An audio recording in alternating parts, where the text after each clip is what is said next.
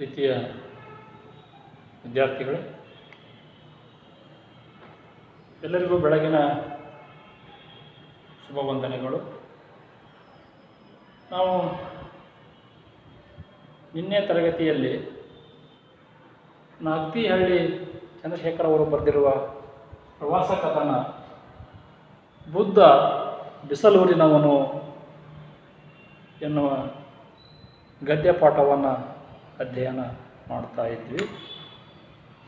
ಲೇಖಕರ ಪರಿಚಯವನ್ನು ಮಾಡಿಕೊಂಡಿದ್ವಿ, ಜೊತೆಗೆ ಗದ್ಯ ಭಾಗದ ಒಂದಿಷ್ಟು ಭಾಗವನ್ನು ಅಧ್ಯಯನ ಮಾಡಿದ್ವಿ ಅನ್ನುವಂಥದ್ದು. ಅಂದರೆ ಗೌತಮ ಜನಿಸಿದ್ದು ಎಲ್ಲಿ, ನೇಪಾಳದ ವಿಮಾನ ಹೇಗಿತ್ತು,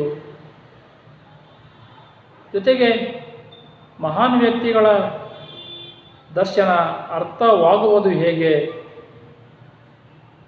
ಮತ್ತು ಅಲ್ಲಿನ ವೈಮಾನಿಕ ಸಾರಿಗೆ ವ್ಯವಸ್ಥೆ ಹೇಗಿತ್ತು ಅನ್ನುವ ವಿಚಾರವನ್ನು ಕುರಿತು ಅಧ್ಯಯನ ಮಾಡಿದ್ವಿ. ಅಂದರೆ ಗೌತಮ ಬುದ್ಧ ಅಥವಾ ಗೌತಮ ಜನಿಸಿರುವ ಸ್ಥಳ ಅದು ಲುಂಬಿನಿ ಅನ್ನುವ ಉದ್ಯಾನವನ.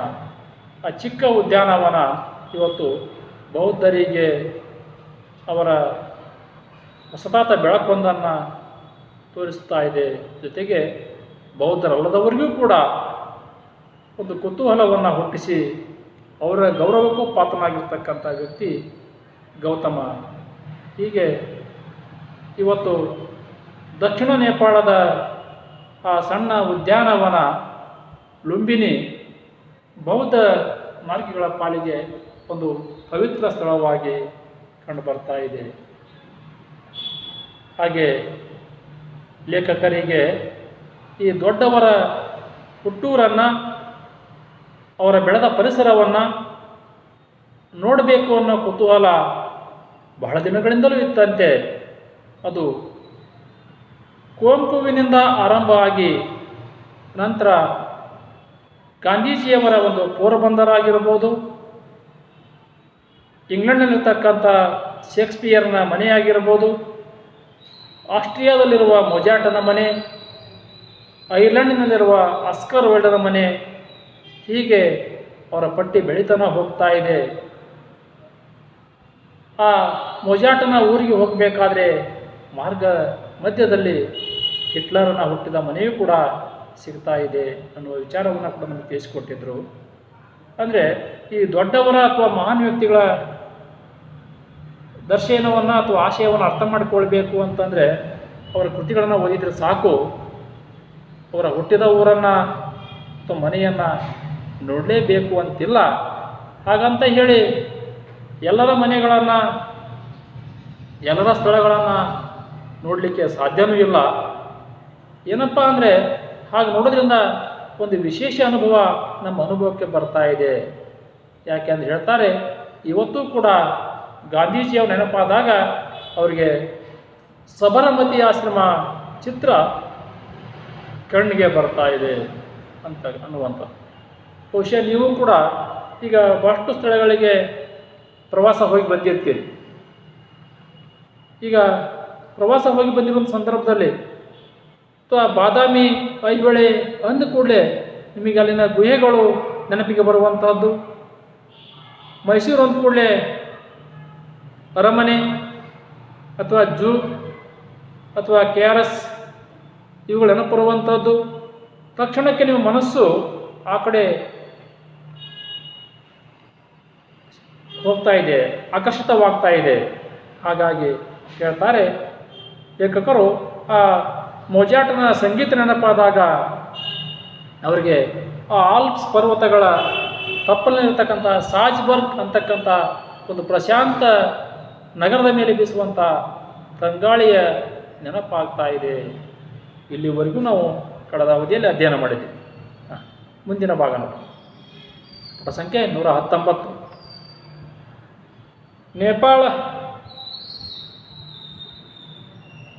ನೇಪಾಳ ಪ್ರವಾಸ ಯೋಜನೆ ಹಾಕುವಾಗಲೇ ಹೆಂಡತಿಗೆ ಹೇಳಿದ್ದೆ, ರಾಜಧಾನಿ ಕಠ್ಮಂಡುವನ್ನು ಬಿಟ್ಟರೂ ಚಿಂತೆ ಇಲ್ಲ, ಲುಂಬಿನಿ ಎಂಬ ಸಣ್ಣ ಊರಿಗೆ ಹೋಗಲೇಬೇಕು, ಒಂದು ವಾರವಾದರೂ ತಂಗಬೇಕು.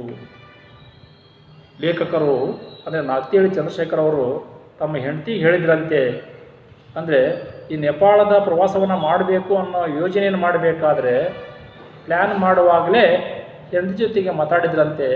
ಏನು ಅಂತಂದರೆ, ನೇಪಾಳದ ರಾಜಧಾನಿ ಕಠ್ಮಂಡು, ಆ ಕಠ್ಮಂಡುವನ್ನು ನೋಡದೇ ಇದ್ದರೂ ಚಿಂತೆ ಇಲ್ಲ, ಬಿಟ್ಟು ಚಿಂತೆ ಇಲ್ಲ, ಆದರೆ ಈ ಲುಂಬಿನಿ ಅನ್ನುವಂಥ ಒಂದು ಸಣ್ಣ ಊರಿಗೆ ಹೋಗಬೇಕು, ಕನಿಷ್ಠ ಒಂದು ವಾರ ಆದರೂ ಕೂಡ ಅಲ್ಲಿ ತಂಗಿ ಬರಬೇಕು, ಇದ್ದು ಬರಬೇಕು ಅನ್ನೋ ವಿಚಾರವನ್ನು ತಮ್ಮ ಹೆಂಡತಿಯೊಂದಿಗೆ ಹಂಚಿಕೊಂಡಿದ್ರು.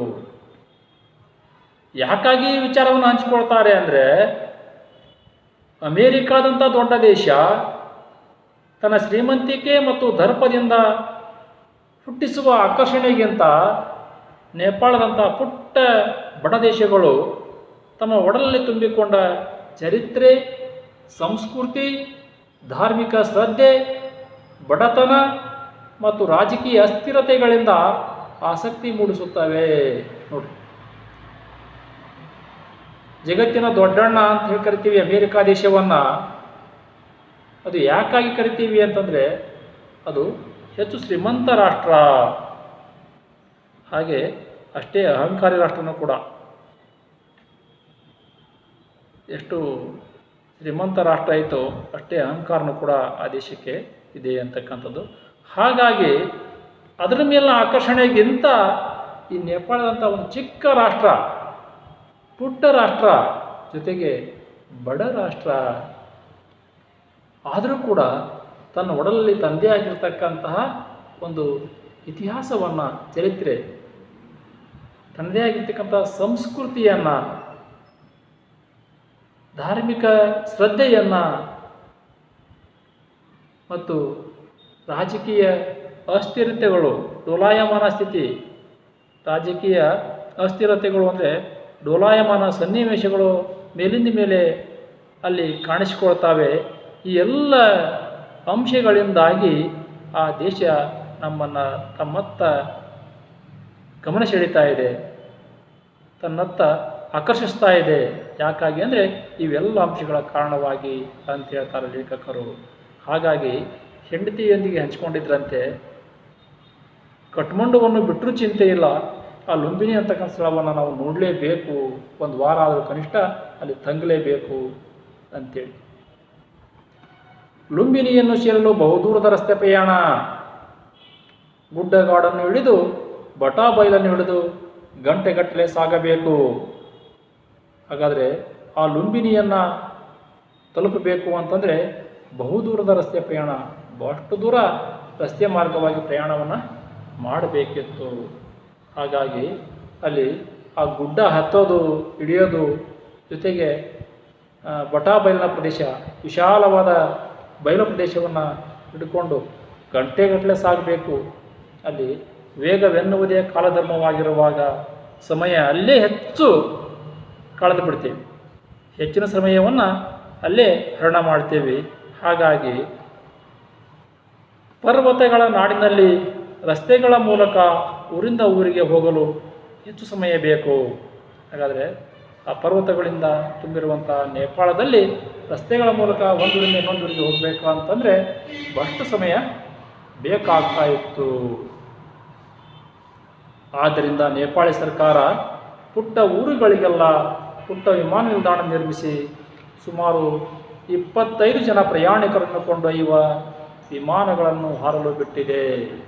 ಅದೇನು ಮಾಡಿದೆ ಅಂತಂದರೆ, ಆ ನೇಪಾಳ ಸರ್ಕಾರ ಪುಟ್ಟ ಪುಟ್ಟ ಊರುಗಳಿಗೆಲ್ಲ ಪುಟ್ಟ ಪುಟ್ಟ ವಿಮಾನಗಳನ್ನು, ನಿಲ್ದಾಣಗಳ ನಿರ್ಮಾಣ ಮಾಡಿದೆಯಂತೆ.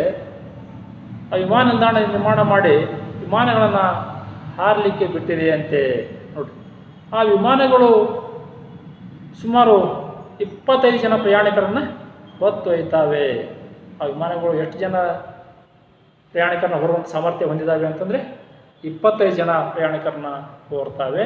ಜೊತೆಗೆ ಅವು ನೋಡಲಿಕ್ಕೆ ಹೇಗಿದ್ದಾವೆ ಅಂತಂದರೆ, ಹಳೆಯ ಮೆಟೆಡ್ಡಾರ್ ವಾಹನಿಗೆ 2 ರೆಕ್ಕೆ ಜೋಡಿಸಿದರೆ ಹೇಗಿರುತ್ತದೋ ಹಾಗಿವೆ.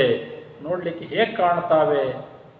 ನಮ್ಮಲ್ಲಿ ಮೆಟೆಡೋರ್ ಇದ್ದಾವಲ್ವ, ಹಳೆ ಮೆಟೆಡೋರು, ಅವಕ್ಕೆ ಎರಡು ರೆಕ್ಕೆ ಜೋಡಿಸಿದರೆ ನೋಡಲಿಕ್ಕೆ ಅವುಗಳ ಸ್ವರೂಪ ಆಕಾರ ಹೇಗೆ ಕಾಣುತ್ತದೋ ಹಾಗೆ ಕಾಣ್ತಾವಂತೆ. ನೋಡ್ರಿ, ಈ ಪ್ರಶ್ನೆ ನಿಮ್ಮನ್ನು ಮೇಲಿನ ಮೇಲೆ ಕಾಡ್ತಾ ಇದೆ.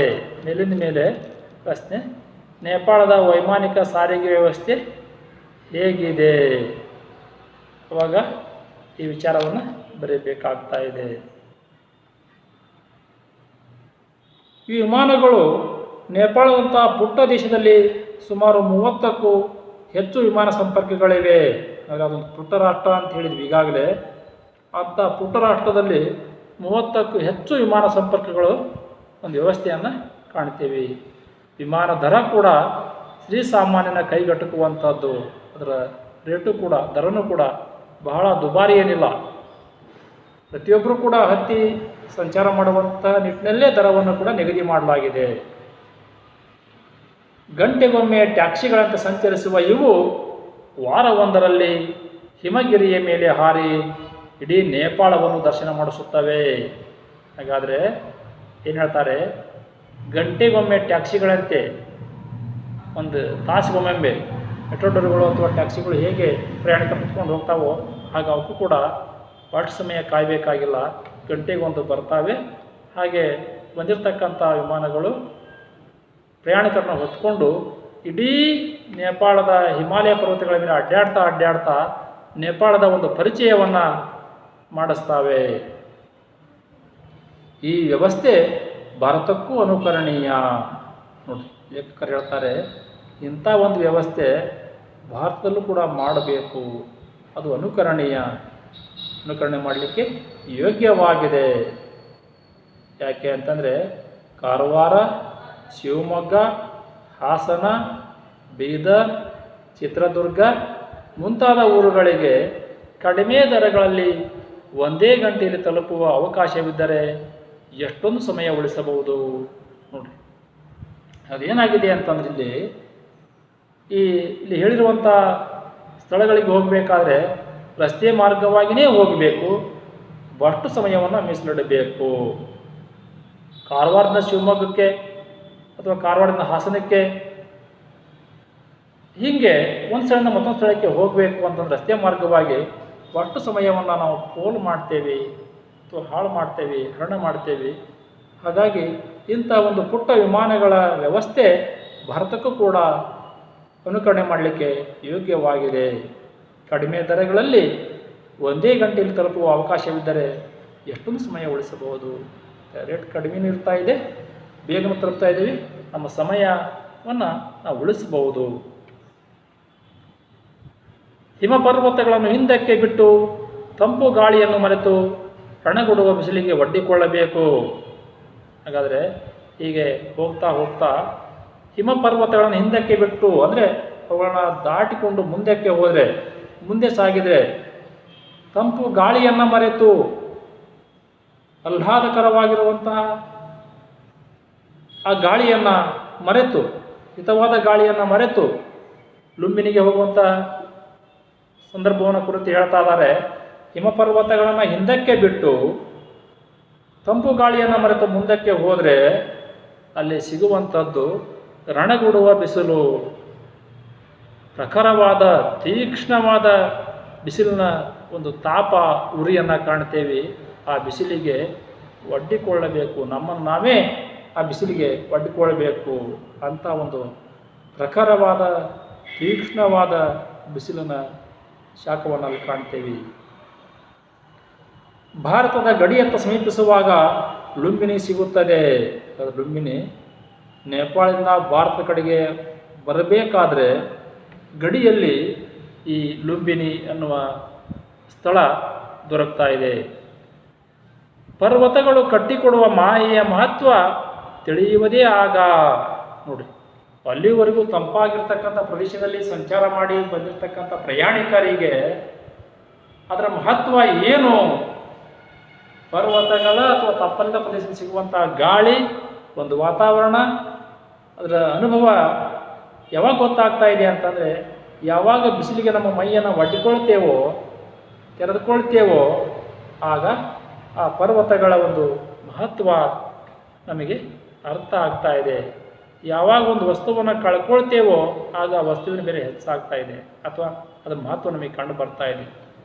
ಸತ್ತೆಮ್ಮಿಗೆ ಸೇರು ತುಪ್ಪ ಅಂತ. ಇದ್ದಾಗ ಎಮ್ಮಿನ ಯಾರು ಹೊಗಳೋದಿಲ್ಲ. ಯಾವಾಗ ಎಮ್ಮೆ ಸಾಯ್ತೋ, ಅಯ್ಯಯ್ಯೋ ಎಷ್ಟು ಚಲೋ ಇತ್ತು ಎಮ್ಮೆದು, ಒಪ್ಪತ್ತಿನ ಹಾಲಿಗೆ ಸೇರು ತುಪ್ಪ ಬರೋದು, ಅಷ್ಟು ಚೆನ್ನಾಗಿ ಹಾಲು ಕೊಡೋದು, ಆ ಹಾಲಿನಾಗ ಬನಿ ಇತ್ತು ಅಂಥೇಳಿ ಎಮ್ಮಿನ ಹೊಗಳಕ್ಕೆ ಶುರು ಮಾಡ್ತಾರೆ. ಇದ್ದಾಗರ ಹೊಗಳಿದ್ರೆ ಅದು ಖುಷಿ ಪಡ್ತಿತ್ತು. ಇಲ್ಲ, ಸತ್ತ ಮೇಲೆ ಅದ್ರ ಹೊಗಳಿಕೆ ಚಲವಾಗ್ತಾ ಇದೆ. ಹಂಗೆ ಹೇಳ್ತಾರೆ. ನಮಗೆ ಪರ್ವತಗಳ ಒಂದು ಮಹತ್ವ ಅಥವಾ ಕಟ್ಟಿಕೊಡ್ತಕ್ಕಂಥ ಒಂದು ವಾತಾವರಣದ ಮಹತ್ವ ತಿಳಿತಕ್ಕಂಥ ಯಾವಾಗ ಅಂತಂದರೆ ಅದನ್ನು ಬಿಟ್ಟು ಮುಂದೆ ಹೋದಾಗ ನಮಗೆ ಬಿಸಿಲಿನ ತಾಪ ಯಾವಾಗ ನಮ್ಮ ದೇಹಕ್ಕೆ ತಲುಪ್ತಾ ಇದೆಯೋ ಆವಾಗ ಗೊತ್ತಾಗ್ತಾ ಇದೆ. ನನಗೂ ತಪ್ಪು ಕಲ್ಪನೆ ಇತ್ತು, ಲೇಖಕರು ಹೇಳ್ತಾರೆ. ಲೇಖಕರಿಗೂ ಕೂಡ ಅಲ್ಲಿ ಹೋಗೋದಕ್ಕಿಂತ ಮುಂಚೆ ಒಂದು ತಪ್ಪಾದ ಕಲ್ಪನೆ ಅವರ ಮನಸ್ಸಿನಲ್ಲಿತ್ತು. ಈ ಲುಂಬಿನಿ ಯಾವುದೋ ಶಿಖರಾಗ್ರದಲ್ಲಿರುವ ತಂಪನೆಯ ಗ್ರಾಮ ಎಂದು. ಲೇಖಕರು ಏನು ಅಂದ್ಕೊಂಡಿದ್ರು ಅಂದರೆ, ಈ ಲುಂಬಿನಿ ಎನ್ನುವ ಸ್ಥಳ ಪರ್ವತದ ತುದಿಯಲ್ಲಿ ಇರ್ತಕ್ಕಂಥ ಸ್ಥಳ, ಒಂದು ತಂಪಾದ, ಇಂಪಾದ, ಹಿತವಾದ, ಮನಸ್ಸಿಗೆ ಮುದವನ್ನು ನೀಡುವಂಥ ಸ್ಥಳ ಅಂಥೇಳಿ ಲೇಖಕರು ಭಾವಿಸಿಕೊಂಡಿದ್ರು. ಆ ತಂಪನೆಯ ಊರಿನಲ್ಲಿ ಈ ಬುದ್ಧ ಬೆಳದಿಂಗಲಿನಂತೆ ಅವತರಿಸಿರಬೇಕೆಂದು ಹೇಳಿದ್ರೆ ನಿರೂಪಕರು ಅಂದ್ಕೊಂಡಿದ್ದೇನು ಅಂದರೆ, ಈ ಲುಂಬಿನಿ ಯಾವುದೋ ಪರ್ವತ ತುದಿಯಲ್ಲಿರ್ತಕ್ಕಂಥ ಒಂದು ಸ್ಥಳ, ಆ ತಣ್ಣನೆಯ ಊರಿನಲ್ಲಿ ಈ ಬುದ್ಧ ಬೆಳದಿಂಗಳಿನಂತೆ ಜನನವನ್ನು ಪಡ್ಕೊಂಡಿದ್ದಾನೆ ಅಂತ ಅಂದ್ಕೊಂಡಿದ್ರು. ಆದರೆ ಅಲ್ಲಿ ಹೋದ ಮೇಲೆ ಅನ್ನಿಸ್ತಾ ಇದೆ ಅಂತೆ, ಇಲ್ಲ, ಬುದ್ಧ ಬಿಸಲೂರಿನವನು. ಏನಂತಾರೆ? ಇಲ್ಲ, ಬುದ್ಧ ಬಿಸಲೂರಿನವನು. ಯಾಕೆ ಅಂತಂದರೆ ಆ ಲುಂಬಿನಿ ಅನ್ನೋ ಉದ್ಯಾನವನ ಪರ್ವತಗಳ ತಪ್ಪಲ್ಲ ಪ್ರದೇಶದಲ್ಲಿ ಇಲ್ಲ. ಪರ್ವತಗಳನ್ನು ದಾಟಿ ಮುಂದೆ ಸಾಗಿದ ಮೇಲೆ ರಣಗುಡುವಂತಹ ಬಿಸಿಲು ಅಂತಹ ಒಂದು ಸ್ಥಳದ ಅಲ್ಲಿ ಹೇಗಿದೆ ಅಂತಂದರೆ ಉರಿಯ ತಾಪ ಹೆಚ್ಚಾಗಿ ಕಂಡು ಬರ್ತಾ ಇದೆ. ಹಾಗಾಗಿ ಹೇಳ್ತಾರೆ ಲೇಖಕರು, ಇಲ್ಲ, ಬುದ್ಧ ಬಿಸಲೂರಿನವನು. ಬುದ್ಧ ತಂಪನೆಯ ಊರಿನವನಲ್ಲ, ತಣ್ಣನೆಯ ಗ್ರಾಮದವನಲ್ಲ. ಹಾಗಾದರೆ ಬಿಸಿಲಿನ ಸ್ಥಳದಲ್ಲಿ ಈತ ಜನನವಾಗಿದೆ. ಹಾಗಾಗಿ ಹೇಳ್ತಾರೆ, ನನ್ನ ಮಗಳು ಸಿಹಿ ಪುಟ್ಟಿ ಬಿಸಿಲ ಜಳವನ್ನು ಅನುಭವಿಸುತ್ತಾ ಈ ಬಿಸಿಲೇ ಗೌತಮನನ್ನು ಸನ್ಯಾಸಕ್ಕೆ ದೂಡಿರಬೇಕು. ನೋಡಿ, ಈ ಬಿಸಿಲೇ ಗೌತಮನನ್ನು ಸನ್ಯಾಸಕ್ಕೆ ದೂಡಿರಬೇಕು. ಸಂದರ್ಭ ಸೂಚಿಸಿ ಈ ವಾಕ್ಯ. ಹಾಗಾದರೆ ಲೇಖಕರ ಮಗಳಾಗಿರ್ತಕ್ಕಂಥ ಸಿಹಿ ಪುಟ್ಟಿ ಹೇಳ್ತಾಳೆ ಏನು ಅಂತಂದರೆ, ಈ ಬಿಸಿಲು ಜಳವನ್ನು ತಾನೂ ಅನುಭವಿಸ್ತಾಳೆ. ಆ ಸ್ಥಳಕ್ಕೆ ಹೋಗಿದ್ದಾರೆ, ಇಳ್ಕೊಂಡಿದ್ದಾರೆ, ಆ ಬಿಸಿಲಿನ ತಾಪವನ್ನು ಅವಳು ಅನುಭವಿಸ್ತಾಳೆ. ಹಾಗಾಗಿ ಹೇಳ್ತಾಳೆ, ಈ ಬಿಸಿಲೇ ಗೌತಮನನ್ನು ಸನ್ಯಾಸಕ್ಕೆ ದೂಡಿರಬೇಕು. ನೋಡಿ, ಆ ಮಗಳ ಬಾಯಲ್ಲಿ ಅಂತ ಮಾತು ಬರ್ತಾ ಇದೆ. ಈ ಬಿಸಿಲಿನ ಕಾರಣವಾಗಿಯೇ ಗೌತಮ ಸನ್ಯಾಸಿಯಾಗಿರಬೇಕು. ಅಂದರೆ ಬೇಸಿಗೆ ಕಾಲದಲ್ಲಿ ನಾವು ಹೇಗಿರ್ತೇವೆ, ಮೈ ಮೇಲೆ ಬಟ್ಟೆನ ಹಾಕೊಳ್ಳೋದಿಲ್ಲ, ಸೆಕೆ ಸೆಕೆ ಅಂತೇಳಿ ಎಲ್ಲ ಕಿತ್ತೆಸೆದ್ಬಿಡ್ತೇವೆ. ಹಾಗೆ ಆ ಬಿಸಿಲಿನ ತಾಪಕ್ಕನ ಆ ಗೌತಮ ಸನ್ಯಾಸವನ್ನು ಸ್ವೀಕರಿಸಿರಬೇಕು ಅಂಥೇಳಿ ಆ ಮಗಳು ಕೇಳ್ತಾಳೆ. ನಿಜವಿರಬೇಕು, 2,500 ವರ್ಷದ ಹಿಂದೆ ಬಿಸಿಲು ಇನ್ನೂ ಹೆಚ್ಚಿತ್ತೇನೋ. ನಿರೂಪಕರು ಹೇಳ್ತಾರೆ, ನಿಜ ಇರಬಹುದು, ಗೊತ್ತಿಲ್ಲ. ಯಾಕಂದರೆ 2,500 ವರ್ಷದ ಹಿಂದೆ ಬುದ್ಧ ಹುಟ್ಟಿರ್ತಕ್ಕಂಥ ಅವನ ಕಾಲಮಾನವನ್ನು ಹೇಳ್ತಾರೆ. 2,500 ವರ್ಷದ ಹಿಂದೆ ಬಿಸಿಲು ಇನ್ನೂ ಹೆಚ್ಚಿತ್ತ ಏನೋ ಗೊತ್ತಿಲ್ಲ. ಹಾಗಾಗಿ ಬುದ್ಧನಿಗೆ ಜ್ಞಾನೋದಯವಾದದ್ದು ವೈಶಾಖ ಶುದ್ಧ ಪೂರ್ಣಿಮೆಯಂದು. ಅಲ್ಲೂ ಶಾಖ, ವೈಶಾಖ. ಹಾಗಾದರೆ ಬುದ್ಧನಿಗೆ ಜ್ಞಾನೋದಯವಾದದ್ದು, ಬುದ್ಧ ಏನೋ ಅವನಿಗೆ ಜ್ಞಾನೋದಯ ಆಗ್ತಾ ಇದೆ. ಆ ಜ್ಞಾನೋದಯವಾಗಿರ್ತಕ್ಕಂಥ ದಿನ ಯಾವುದು ಅಂದರೆ ವೈಶಾಖ ಶುದ್ಧ ಪೂರ್ಣಿಮೆಯಂದು. ವೈಶಾಖ ಶುದ್ಧ ಪೂರ್ಣಿಮೆ ದಿವಸ. ಅಲ್ಲೂ ಶಾಖ. ವೈಶಾಖ ಅಂದರೆ ನೋಡ್ರಿ ಅದು ಹೆಸರಲ್ಲೇ ಇದೆ, ಶಾಖ ಅಂದರೆ ಅತ್ಯಂತ ಪ್ರಖರವಾದ ಬಿಸಿಲನ್ನು ಹೊಂದಿರುವಂತಹ ಮಾಸ.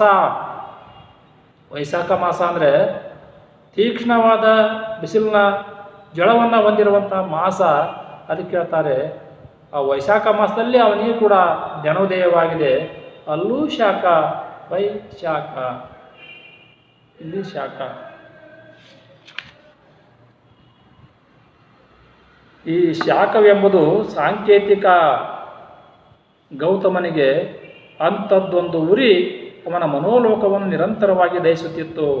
ಇಲ್ಲಿ ಹೇಳಿರುವಂತಹ ಶಾಖ ಒಂದು ಸಂಕೇತ, ಒಂದು ಚಿಹ್ನೆ. ಯಾಕೆ ಅಂತಂದರೆ ಇದು ಹೊರಗಿನ ಲೋಕವನ್ನು ಸುಡ್ತಾ ಇದೆ ಈ ಶಾಖ. ಈ ಬಿಸಿಲಿನ ತಾಪ ಅನ್ನುವಂಥದ್ದು ನಮ್ಮ ದೇಹದ ಹೊರಗಡೆ ಅನುಭವವನ್ನು ಕೊಟ್ಟರೆ, ನಮ್ಮ ದೇಹಕ್ಕೆ ಶಾಖವನ್ನು ಮುಟ್ಟಿಸಿದರೆ, ಇಲ್ಲಿ ಗೌತಮನಿಗೆ ಅಂಥದ್ದೊಂದು ಉರಿ ಅವನ ಮನೋಲೋಕವನ್ನು ನಿರಂತರವಾಗಿ ದಹಿಸುತ್ತಿತ್ತು. ಮನಸ್ಸಿನ ಒಳಗಡೆ ಇನ್ನೊಂದು ಶಾಖ ಅವನನ್ನು ನಿರಂತರವಾಗಿ ದಹಿಸ್ತಾ ಇತ್ತಂತೆ. ದಹಿಸು, ಸುಡು. ಇನ್ನೊಂದು ಶಾಖ ಅವನನ್ನು ಸುಡ್ತಾ ಇತ್ತಂತೆ. ಅದಕ್ಕೆ ಹೇಳ್ತಾರೆ ನೋಡಿ, ಗೌತಮನಿಗೆ ಅಂಥದ್ದೊಂದು ಉರಿ ಅವನ ಮನೋಲೋಕವನ್ನು ನಿರಂತರವಾಗಿ ದಹಿಸುತ್ತಿತ್ತು. ಯಾವುದು ಅವನು ದಹಿಸುವಂಥ ಒಂದು ಉರಿ ಅಂದರೆ ನೋಡಿ, ಬದುಕು ಎಂದರೇನು, ಅದರ ಉದ್ದೇಶವೇನು, ರೋಗ ಮುಪ್ಪು ಮರಣಗಳನ್ನು ಗೆಲ್ಲುವುದು ಸಾಧ್ಯವೇ, ಮನುಷ್ಯನ ಸಂಕಟಗಳ ಮೂಲ ಯಾವುದು, ಈ ಎಲ್ಲ ಪ್ರಶ್ನೆಗಳು ಅವನನ್ನು ಸುಡುತ್ತಿದ್ದವು. ಹಾಗಾದರೆ ಅವನ ಮನೋಲೋಕವನ್ನು ದಹಿಸುವಂಥ ಪ್ರಶ್ನೆಗಳು ಅಥವಾ ವಿಷಯಗಳು ಯಾವುವು ಅಂತಂದರೆ, ಬದುಕು ಅಂದರೆ ಏನು, ಬದುಕು ಅಂದರೆ ಏನು ಅನ್ನೋ ಪ್ರಶ್ನೆ. ಅದರ ಉದ್ದೇಶ ಆದರೂ ಏನು, ಬದುಕಿನ ಉದ್ದೇಶ ಆದರೂ ಏನು, ರೋಗ ಮುಪ್ಪು ಮರಣಗಳನ್ನು ಗೆಲ್ಲುವುದು ಸಾಧ್ಯವೇ. ಹುಟ್ಟಿರ್ತಕ್ಕಂಥ ವ್ಯಕ್ತಿ ತನ್ನ ಜೀವಿತದ ಕೊನೆಯ ಅವಧಿಯವರೆಗೂ ಕೂಡ ನನಗೆ ಯಾವುದೇ ಕಾಯಿಲೆ ಬಂದಿಲ್ಲ, ಯಾವುದೇ ರೋಗಕ್ಕೆ ನಾನು ತುತ್ತಾಗಿಲ್ಲ ಅನ್ನೋ ವ್ಯಕ್ತಿಯನ್ನು ಯಾರಾದರೂ ಕೂಡ ಕಂಡೀರಾ ಅಥವಾ ಕೇಳೀರಾ, ನೋಡೀರಾ? ಅದನ್ನು ಗೆಲ್ಲಲಿಕ್ಕೆ ಸಾಧ್ಯನಾ? ಹಾಗೆ ಹುಟ್ಟಿರ್ತಕ್ಕಂಥ ವ್ಯಕ್ತಿ ಜೀವಿತದ ಕೊನೆಯವರೆಗೂ ಕೂಡ ಚಿರ ಯುವಕನಾಗಿ ಬದುಕಲಿಕ್ಕೆ ಸಾಧ್ಯನಾ? ಅಂದರೆ ಈ ದೇಹಕ್ಕೆ ಮುಪ್ಪು ಆವರಿಸುವುದೇ ಇಲ್ಲ, ಆವರಿಸುವಂತಿಲ್ಲ ಅನ್ನೋ ಹಾಗೆ ಇರುವಂಥ ಯಾವುದಾದ್ರೂ ದೇಹವನ್ನು ಅಥವಾ ವ್ಯಕ್ತಿಯನ್ನು ನಾವು ನೋಡಲಿಕ್ಕೆ ಸಾಧ್ಯನಾ? ಹುಟ್ಟಿರುವಂತಹ ವ್ಯಕ್ತಿ ಸಾವನ್ನು ಕೂಡ ಗೆಲ್ಲಲಿಕ್ಕೆ ಸಾಧ್ಯನಾ? ನನಗೆ ಮರಣನೇ ಬರೋದಿಲ್ಲ, ನಾನು ಚಿರಂಜೀವಿ ಅನ್ನುವ ವಿಚಾರ ಇವುಗಳು ಗೌತಮನ ಮನೋಲೋಕವನ್ನು ಕಾಡ್ತಾ ಇದ್ದುವಂತೆ, ದಹಿಸ್ತಾ ಇದ್ದುವಂತೆ. ಕಾಡೋದು ಅಂದರೆ, ದಹಿಸೋದು ಅಂದರೆ ಕಾಡುವಂಥದ್ದು. ಹಾಗಾಗಿ ಈ ಮನುಷ್ಯನ ಸಂಕಟಗಳ ಮೂಲ ಯಾವುದು? ಹಾಗಾದರೆ ಇಷ್ಟೆಲ್ಲ ಸಂಕಟಗಳು ಮನುಷ್ಯನಿಗೆ ಬರ್ತಾವೆ ಅಂತಂದರೆ ಇದರ ಮೂಲ ಯಾವುದು ಅಂಥೇಳಿ ಈ ಎಲ್ಲ ವಿಚಾರಗಳು ಅವನ ಮನೋಲೋಕವನ್ನು ಸುಡ್ತಾ ಇದ್ದುವಂತೆ. ಈ ಎಲ್ಲ ಪ್ರಶ್ನೆಗಳು ಅವನನ್ನು ಸುಡುತ್ತಿದ್ದವು.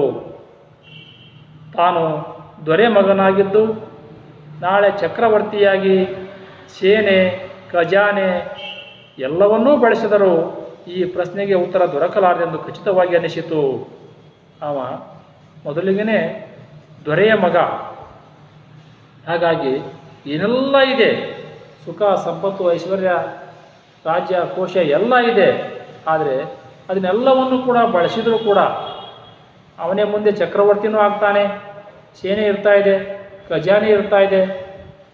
ಅದೆಲ್ಲವನ್ನು ಬಳಕೆ ಮಾಡಿಕೊಂಡ್ರೂ ಕೂಡ ಈ ಪ್ರಶ್ನೆಗೆ ಉತ್ತರ ದೊರಕೋದಿಲ್ಲ ಅಂಥೇಳಿ ಅವನಿಗೆ ಖಚಿತವಾಗಿ ಅನಿಸಿಬಿಡ್ತು. ಹಾಗಾಗಿ ಏಕಾಂತದ ಸನ್ಯಾಸದ ಹಾದಿಯನ್ನು ಹುಡುಕಿಕೊಂಡ. ಅವಕ್ಕೆ ಉತ್ತರ ಸಿಗಲ್ಲ ಅಂತ ಯಾವಾಗ ಗೊತ್ತಾಯಿತೋ ಆತ ಏನು ಮಾಡಿದ ಅಂತಂದರೆ ಏಕಾಂತದ ಸನ್ಯಾಸದ ಹಾದಿಯನ್ನು ಹುಡುಕಿಕೊಂಡ. ಆಗಿನ ಕಾಲಕ್ಕೆ ಬುದ್ಧನಿಗೆ ಪ್ರಬುದ್ಧರಾದ 30,000 ಜನ ಶಿಷ್ಯರಿದ್ದರಂತೆ. ನೋಡಿ, ಅಂದರೆ 2,500 ವರ್ಷಗಳ ಹಿಂದೆ ಬುದ್ಧನಿಗೆ 2,500 ಅಂದರೆ 30,000 ಶಿಷ್ಯರಿದ್ದರಂತೆ. ಈ ಪ್ರಕೃತಿಯ ಉತ್ಕರ್ಷವನ್ನು ಅಪಾರ ಸಹಿಷ್ಣು ಗುಣವುಳ್ಳ ಹಿಂದೂ ಧರ್ಮವು ತಾಳಿಕೊಳ್ಳುವ ಸ್ಥಿತಿಯಲ್ಲಿರಲಿಲ್ಲ. ನೋಡಿ, ಈ ಪ್ರಖರತೆ, ಈ ಪ್ರಭಾವತೆಯ ಉತ್ಕರ್ಷವನ್ನು ಅಪಾರ ಸಹಿಷ್ಣು ಗುಣವುಳ್ಳ ಹಿಂದೂ ಧರ್ಮ ಅಂತಂದರೆ ಅದಕ್ಕೆ ಬಹಳ ಸಹನೆ, ತಾಳ್ಮೆ ಎಲ್ಲವನ್ನೂ ಸಹಿಸಿಕೊಳ್ತಾ ಇದೆ. ಆಗಿರುವಂಥ ಹಿಂದೂ ಧರ್ಮಕ್ಕೂ ಕೂಡ ಈ ಬುದ್ಧನ ಪ್ರಖರತೆಯನ್ನು ಸಹಿಸಿಕೊಳ್ಳಲಿಕ್ಕೆ ಆಗಲಿಲ್ಲಂತೆ. ಆದರೆ ಬೌದ್ಧ ಧರ್ಮವನ್ನು China, Japan, Thailand, Sri Lanka, Burma, Cambodia ಮುಂತಾದ ದೇಶಗಳು ಪ್ರೀತಿಯಿಂದ ಬರಮಾಡಿಕೊಂಡವು. ಹಾಗಾದರೆ ಚೀನಾ ಆ ಧರ್ಮವನ್ನು ತಪ್ಪಿಕೊಳ್ಳಲಿಲ್ಲ. ಯಾಕೆಂದರೆ ಅದರ ಪ್ರಖರತೆಯನ್ನು ನೋಡಿ ಅದಕ್ಕೆ ಆಗಲಿಲ್ಲ, ಹಾಗಾಗಿ ಸಹಿಸಿಕೊಳ್ಳಿಕ್ಕೆ ಆಗಲಿಲ್ಲ. ಬದಲಾಗಿ ಆ ಬೌದ್ಧ ಧರ್ಮವನ್ನು ಯಾವೆಲ್ಲ ದೇಶಗಳು ಅಪ್ಪಿಕೊಂಡವು ಅಂತಂದರೆ ಹೇಳ್ತಾರೆ, China, Japan, Thailand, Sri Lanka, Burma, Cambodia ಮುಂತಾದ ದೇಶಗಳು ಪ್ರೀತಿಯಿಂದ ಬರಮಾಡಿಕೊಂಡವು. ಆ ಬೌದ್ಧ ಧರ್ಮವನ್ನು ಅಪ್ಪಿಕೊಂಡವು, ಸಹಿಸಿಕೊಂಡವು. ಲುಂಬಿನಿಯನ್ನು ನೋಡುತ್ತಾ ಹೋದೆ. ಲೇಖಕರು ಹೇಳ್ತಾರೆ, ಲುಂಬಿನಿಯನ್ನು ನೋಡುತ್ತಾ ಹೋದೆ. ಗೌತಮನ ಹುಟ್ಟೂರು ಎಂಬ ಪುಳಕ ನನ್ನನ್ನು ಆವರಿಸಿತ್ತು. ಆದರೆ ಆ ಊರಿನ ಸೆಕೆ, ಕೊಳಕು, ಬಡತನ, ಅಜ್ಞಾನ ನನ್ನ ಪುಳಕವನ್ನು ಕಿತ್ತುಕೊಳ್ಳಲು ಸರ್ವತಾ ಪ್ರಯತ್ನಿಸುತ್ತಿದ್ದವು. ಹಾಗಾದರೆ ಲುಂಬಿನಿಯನ್ನು ನೋಡ್ತಾ ಮುಂದೆ ಸಾಗಿದ್ರು. ಅದು ಗೌತಮನ ಹುಟ್ಟೂರು ಎಂಬ ಪುಳಕ ಅಥವಾ ರೋಮಾಂಚನ ಅವರನ್ನು ಆವರಿಸಿಕೊಂಡಿತ್ತು, ಅವರಲ್ಲಿ ಮನೆ ಮಾಡಿತ್ತು.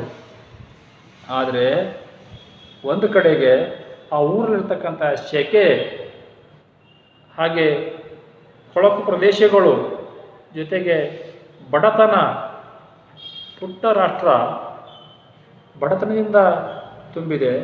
ಹಾಗೆ ಅಜ್ಞಾನನೂ ಕೂಡ ಅಲ್ಲಿ ಮನೆ ಮಾಡಿಕೊಂಡಿದೆ. ಆ ಬಡತನ, ಅಜ್ಞಾನ ಮತ್ತು ಅಲ್ಲಿ ಕೊಳಕು ಸ್ಥಳಗಳು ಮತ್ತು ಸೆಕೆ ಇವೆಲ್ಲವೂ ಕೂಡ ನನ್ನ ಪುಳಕವನ್ನು ಕಿತ್ತುಕೊಳ್ಳಲು ಸರ್ವತಾ ಪ್ರಯತ್ನಿಸುತ್ತಿದ್ದವು ಅಂತ ಹೇಳ್ತಾರೆ. ಆ ಆಸಕ್ತಿಯನ್ನು ಕಳೆದುಕೊಳ್ಳುವಂತೆ ಮಾಡಿದವು. ಆ ರೋಮಾಂಚನವನ್ನು ನನ್ನಿಂದ ದೂರ ಮಾಡಿದವು. ಜೊತೆಗೆ ಮೈ ಸುಡುವ ಬಿಸಿಲು, ಇದು ಒಂದು ವಿರೋಧಾಭಾಸದ ಸ್ಥಿತಿ. ಇದು ಕೂಡ ಒಂದು ವಿರೋಧಾಭಾಸದ ಸ್ಥಿತಿ. ಬಾಹ್ಯ ಮತ್ತು ಆಂತರಿಕ ಜಗತ್ತುಗಳೆರಡು ಪೂರ್ಣ ಭಿನ್ನವಾಗಿರುವುದು. ಗಾಂಧೀಜಿಯವರ ಪೋರಬಂದರವೂ ಹಾಗೆ. ಹಾಗಾದರೆ ಮೈಸುಡುವಂಥ ಬಿಸಿಲು ಕೂಡ ಇದು ಒಂದು ವಿರೋಧಾಭಾಸದ ಸ್ಥಿತಿ ಅಂತ ಹೇಳ್ತಾರೆ. ಹಾಗೆ ಬಾಹ್ಯ ಮತ್ತು ಆಂತರಿಕ ಜಗತ್ತುಗಳೆರಡು ಪೂರ್ಣ ಭಿನ್ನವಾಗಿರುವುದು. ಹೊರಲೋಕನೇ ಬೇರೆ, ಒಳಲೋಕನೇ ಬೇರೆ. ಯಾಕೆ ಹೇಳ್ತಾರೆ ನಾಗ್ತಿಹಳ್ಳಿ ಚಂದ್ರಶೇಖರ್ ಅವರು ಅಂತಂದರೆ, ಆ ಸ್ಥಳಕ್ಕೆ ಹೋಗುವುದಕ್ಕಿಂತ ಮುಂಚಿತವಾಗಿ ಅವರು ಕಲ್ಪನೆ ಮಾಡಿಕೊಂಡಿದ್ದರು, ಬುದ್ಧ ತಂಪನೆಯ ಗ್ರಾಮದಲ್ಲಿ ಜನಿಸಿದವ, ಬುದ್ಧನ ಸ್ಥಳ ಬಹಳ ಸುಂದರವಾಗಿದೆ, ರಮಣೀಯವಾಗಿದೆ, ಆ ರಾಷ್ಟ್ರನೂ ಕೂಡ ಹಾಗಿರ್ಬೋದು ಹೀಗಿರ್ಬೋದು ಅಂಥೇಳಿ ಎಲ್ಲ ಕನಸುಗಳನ್ನು ಕಟ್ಕೊಂಡಿದ್ದರು ಲೇಖಕರು. ಅವೆಲ್ಲವೂ ಅಲ್ಲಿ ಹೋದ ಮೇಲೆ ಖುಷಿಯಾದವು, ಸುಳ್ಳಾದವು. ಹಾಗಾಗಿ ಹೇಳ್ತಾರೆ, ಬಾಹ್ಯ ಲೋಕನೇ ಬೇರೆ, ಆಂತರಿಕ ಲೋಕನೇ ಬೇರೆ. ಇವೆರಡೂ ಕೂಡ ಭಿನ್ನವಾಗಿದ್ದಾವೆ, ಒಂದೇ ಆಗಿಲ್ಲ. ನಾವು ಅಂದ್ಕೊಂಡಂಗಿರಲಿಕ್ಕೆ ಸಾಧ್ಯನೇ ಇಲ್ಲ. ಯಾಕಂತ ಹೇಳ್ತಾರೆ, ಗಾಂಧೀಜಿಯವರ ಪೋರಬಂದರವೂ ಹಾಗೆ. ಗಾಂಧೀಜಿ ಹುಟ್ಟಿರುವ ಸ್ಥಳ ಪೋರಬಂದರನು ಕೂಡ ಹಾಗೇ ಇದೆ. ಅದು ಕೂಡ ಬಾಹ್ಯ ಮತ್ತು ಆಂತರಿಕ ಲೋಕಗಳು ಭಿನ್ನವಾಗಿರುವುದು ಕಾಣ್ತಾ ಇದೆ ಅನ್ನೋ ವಿಚಾರವನ್ನು ನಾಗ್ತಿಹಳ್ಳಿ ಚಂದ್ರಶೇಖರ್ ಅವರು ಹೇಳುವಂಥದ್ದು. ಇನ್ನಷ್ಟು ವಿಚಾರಗಳನ್ನು ಮುಂದಿನ ಅವಧಿಯಲ್ಲಿ ಚರ್ಚೆ ಮಾಡೋಣ.